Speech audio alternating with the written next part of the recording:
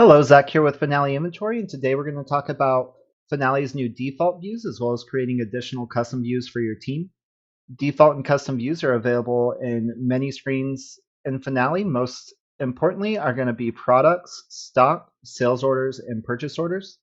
Let's start by taking a look at Finale's default views that have been added to your accounts.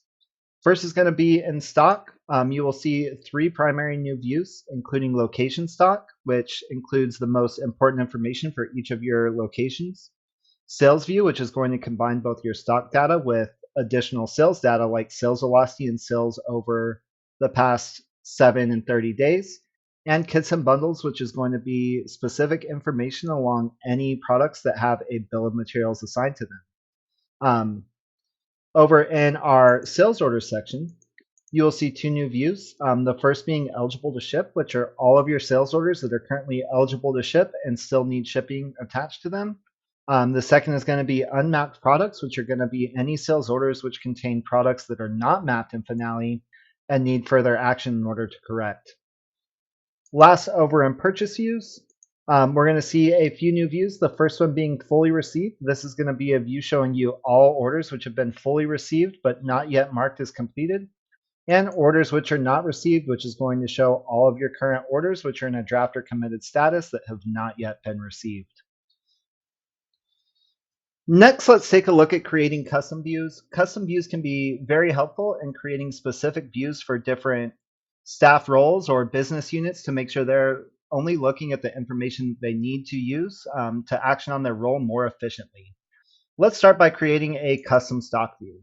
Um, we'll go ahead, and the best way to start is by duplicating one of your current views that's the closest related to the information that you want to take a look at already. Here we'll start with our location stock view, and we'll go ahead and click duplicate current view. Um, we'll go ahead and call this one location stock, and we'll say this is for business unit A, and we'll duplicate that view. Once we are in our new view that we want to go ahead and edit, we can click that drop down again and click customize columns in this view. Once you're in here, there are a number of things that you can do. You can drag between columns to adjust the column width. You can also add additional columns by clicking the gear icon and adding a column to the right. Let's say in this one, we want to go ahead and add our on order quantity. So we'll go ahead and search for on order. Here we've got a number of things that we can do.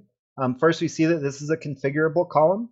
The column is going to be what it is. The label is going to be what it shows in that particular view. So here we'll go ahead and get rid of that word configurable so that it doesn't show on our stock view. And then if it is a configurable column, there's going to be some additional data that we can adjust. Here we can choose what we're counting by. And I'll say, let's say we just want to look at open stock here. We can choose whether we want to include or exclude BOM or supplier. And we can choose a specific location if we want. We'll go ahead and add this column. And now we see that on order has come in. Here we can go ahead and adjust that column back down. And if we do want to look at addition or move this column around, we can just drag and drop that to the order that we want. You also see above here that we have different column groupings. So I've got a column grouping for location and a column grouping for case stock. We can click to edit those column groups. And important to see here on locations, we do have an option to repeat those column groups for each location. So in this case, since I have this set to repeat for each location, each of these 4 columns is going to repeat filtered down for each location within my account. The other thing to note is that we can also add columns for custom fields within our products.